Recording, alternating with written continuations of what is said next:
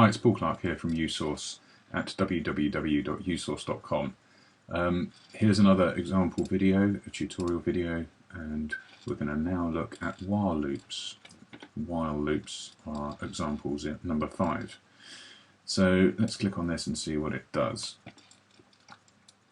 I'm going to show you the whole workspace and the code because it's very simple.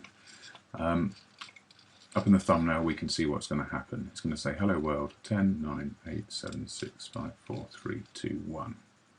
And that's all it does. We'll run that in a minute, but let's have a look at the code first of all.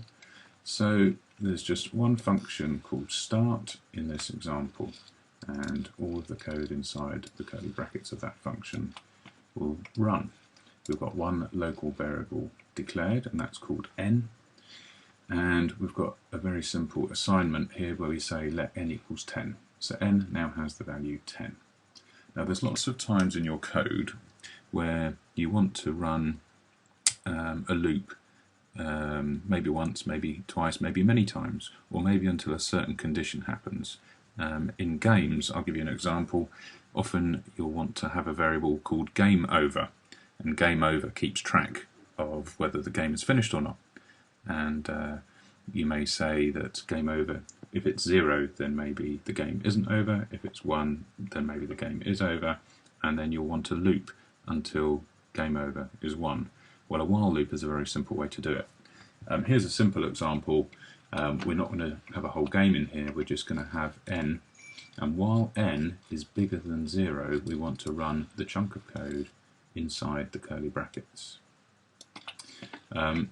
The code is very simple. It says gfx write hello world and then gfx write line n.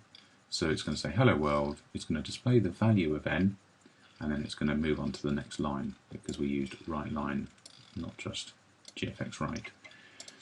And then if that's all we had, if the code was just while n is greater than 0, open curly bracket, gfx write hello world, gfx write line n, close curly bracket, it would run forever, and it would just say 10, 10, hello world 10, hello world 10, hello world 10, hello world 10, forever. That's a bit boring. What we've got instead is another line of code here which says let n equals n minus 1. So that means that this code is going to run when n has value 10, and then it's going to say n is now 9 because it's going to take 1 off, and it's going to say is n, which is now 9, greater than 0. It is, so run the code again. It's going to say hello world 9, and then it's going to say let n equals n minus 1, so n will now go down to 8. It will loop back up here.